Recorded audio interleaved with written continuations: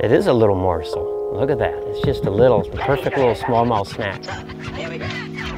There we go. I was like, one tried to eat it and I got stuck in a rock and then it came out and he got back on it. But I was like, I know that wasn't a rock. Decent one, not a great big one, but a decent one. I'll do that again.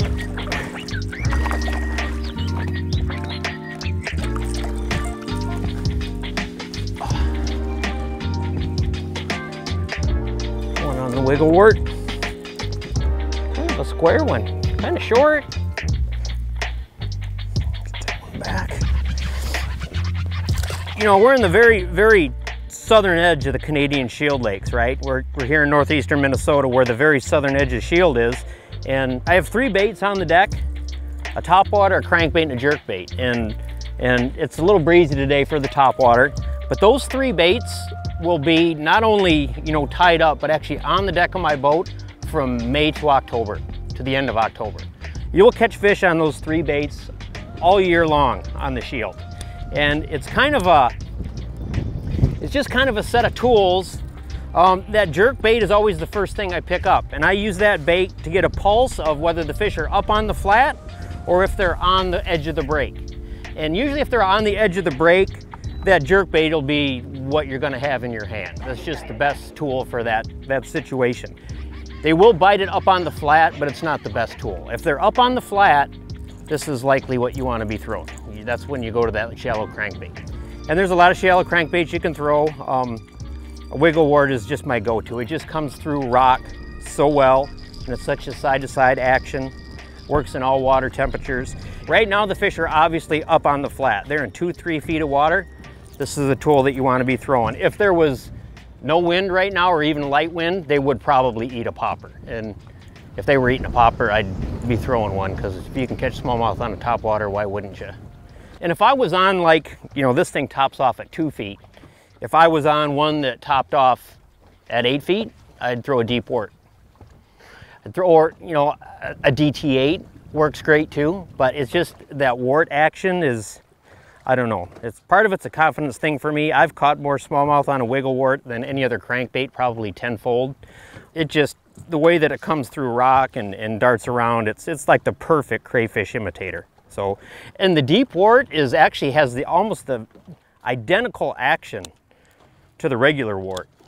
It'll just get down a little bit deeper, but once it hits bottom, it's got that same thing, and you want the bait on the bottom. This is not something they'll come up and eat out of the water column. You want it on the bottom.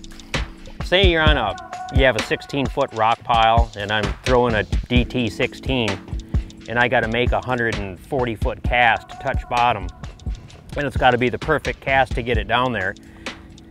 You'll make cast after cast after cast after cast and not hit a rock. And like the first time the thing actually touches bottom, bam, you get smoked. Like they're just sitting there watching it go by until it bounces off a rock. So you really do want the bait on the bottom. It'd be a lot easier if they just fished it burning overhead, but they want it in the rock. There we go. It is. It's just they get the whole thing in their yap usually, and it's not like they won't eat a bigger bait, right? I mean, when they get off of this stuff in the summer on, just a little guy, when they get off of this stuff and they get on, you know, that 13 to 15 foot humps, or even like the 15 to 16 foot humps, so you'll like come out here and absolutely hurt their feelings on a DT 20 and a DT 16. But it's just, they throw it a little bit, they don't get it in their mouth as good, and you miss some on it with that little profile. And I like, you know, whatever, I have like a ginormous collection of warts and a whole box full of them, and like 90% of them are craw patterns. And I'll throw bright orange ones and dark ones and green ones. I honestly don't feel like the color thing is a huge deal. You know, this lake is full of rusties, like most lakes up here, and when the water's real clear, I try to throw something a little more subtle, and if it's a little bit darker, I throw something pretty obnoxious. This water's murkier than I expected it to be. I could probably put on a, you know, red craw or some kind of fire craw, and I'd probably catch them as well or better, but when you're throwing into that's a rock. When you're throwing into 2 feet, they don't have much trouble finding it when it's literally coming right across their face. You know, if you see a fish up there, great. But I'm just using live to keep track of the break, right? I want to know where that corner is, right? That's what I'm looking for. And 360 will show me the rock, but it doesn't show me that corner as well as live does when you're on a flat like this. And I'm looking for that corner. I want to know where that edge is. And live will give me that, and it'll give it to me instantly, right? I can always find where that corner is to throw at. And that's how I'm using it here. It'll spot a big boulder for you. It will spot a fish if one's swimming off the break or something, but in this scenario, I just want to see where that corner of the rock is, where that transition is to deep water. You do run into some differences between, I guess, what you'd call standard boulder and some of the shield rock. Now, you will have plenty of boulders in shield lakes, but a lot of the shield lakes are like a real jagged, squared off, broken rock. And they provide tons of hiding places for crayfish. So whenever you have it, and there's crayfish in all of it, seems to be always smallmouth around, especially on a lake like this. This lake really doesn't have a big bait fish presence. There's some perch, there's some bluegills, there's probably some golden shiners, spot tail shiners, but there's no smelt, there's no ciscos, there's no open water bait fish. So that's why we're on a spot like this. It's October, but these fish are up in shallow rock eating crayfish because that's what they have to eat that's easy. You know, we could go to a lake across the road that's a cisco lake, and we might be out in the basin, you know, chasing ciscos or something. So that's why we're up on this shallow stuff. But throwing baits through that shield rock, if that's what you're on, can be a little bit trickier. It's a little unforgiving on line. So I'm cranking with 12 right now. I don't ever crank with less than that. I mean, it's not a thing where you need to get a bait down deep. If I would have known that I was going to be cranking 2 feet instead of 6, I'd probably be cranking with 14 instead of 12, because there's no need to have line as light as 12 on this.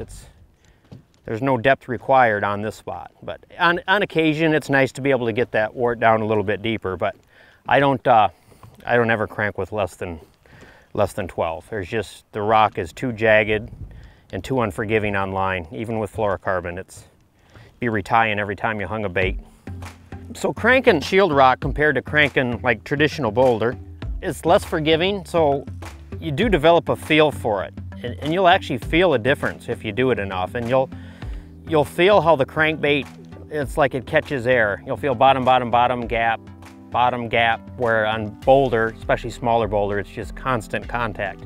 And you'll develop a feel for that, and if you feel, when you feel that skip, if you back off your retrieve speed a little bit, it'll usually kind of back out of that. Like if you're in the process of, the way I envision it is I'm about to pull it underneath a slab of rock. And if you just give it a pause, it'll give it a chance to come up over that.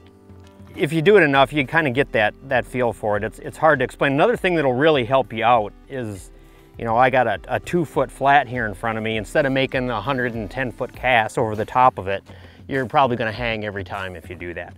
I try and pick it apart slowly, make, you know, 30, 40-foot casts, work in front of you, fan cast the area, creep ahead 30 feet, repeat the process. You'll hang up a lot less frequently going about it that way. And once you start to get a little bit of feel of it, you can start making a little bit longer casts. But there's nothing special about doing it. It's just a matter of spending time cranking shallow rock with a bait that's designed to run deeper than the rock. But it's that crazy action of that bait coming.